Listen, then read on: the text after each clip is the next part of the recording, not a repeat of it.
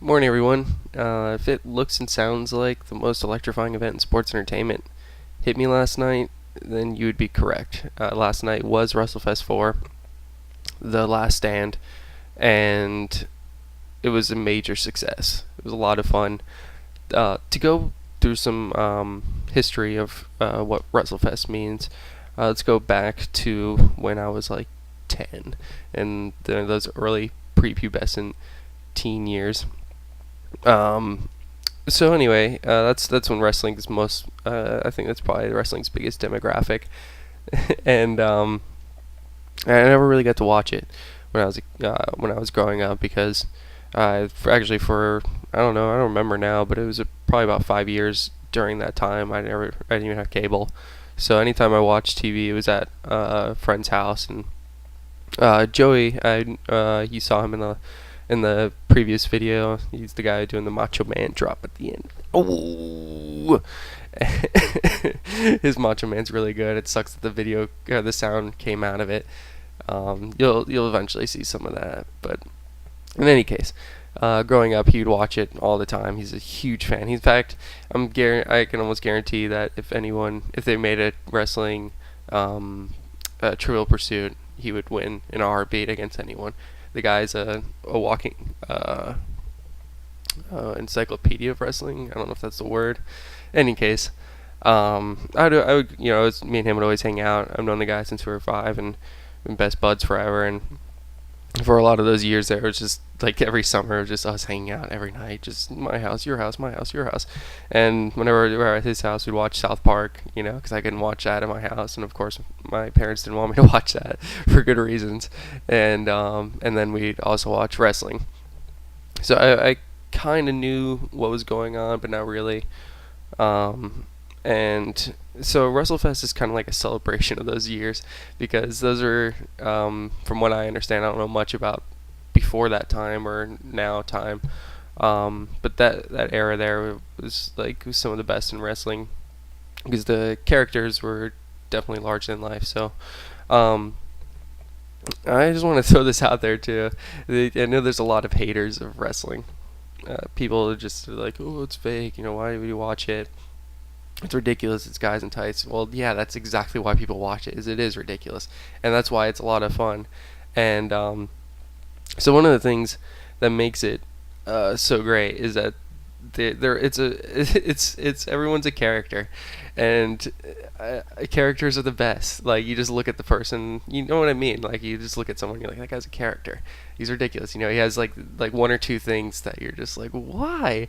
That's so dumb, or that's so funny, and like everybody has heard of The Rock, and his whole thing for a while there is he was the people's champ. He's fighting for the people, and I'm like, everyone's like, oh, Rock's fighting for me, he's looking out for me, I got to root for that guy. He's like, woohoo, he's doing the people's elbow, boom, and then out of nowhere, the head of the WWE, or at the time it was WWF, but whatever.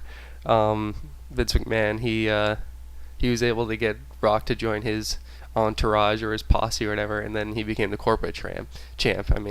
And everyone just flipped their lid. They're like, Rock, you were for me. I voted for you. You said you were fighting for me, and now you're fighting for the man. That's not gonna stand, buddy. That is just out of, ooh, you didn't just do that. You didn't just turn on us. So, and he just played it up so good. And he's one of the funniest guys ever. If you just can watch some interviews and stuff, the guy knows what he's doing, and he's just so great at it. So, yeah, you have the characters, and then the other thing is the wrestling. So they're not trying to. Come on. How are you really gonna watch that? When you're 10, yeah, I guess you probably believe it, and maybe a little bit older than that. But seriously, it's obviously fake. But that's not what's fun about it. It's kind of like, it's almost like watching like an alternate reality sort of. So like, the whole thing is like, moves don't look cool unless you sell them. So one of the funnier moves is the Stone Cold Stunner. He knees them in the gut, turns around, puts their head over their shoulder, and then he just drops down. So it's like bam, like, oh, your neck just went into my shoulder. There's a lot of things that could hurt in that if you actually did it. But what makes it so cool though is that when somebody like in the one match we watched, it was Stone Cold versus Scott Hall, and Scott Hall gets the stunner, and what he does is he just bounces backwards, and it's just so ridiculous. You're like, holy shit! Like, just imagine if you were able to just hit somebody so hard that they just sprung backwards, and it's kind of cartoonish and it's comical, and it's just so much fun. Like, if you're too busy sitting around hating on wrestling, then get over yourself, because you're missing out on a lot of fun. And that was like one of the most amazing things yesterday was we watched WrestleMania X8, and the one of the which they didn't make the headline. I might talk about that later, but the most amazing match was Hulk versus The Rock, and they even jazzed it up as icon versus icon. And I'm sorry if you don't know the outcome of the match, because I'm gonna spoil it.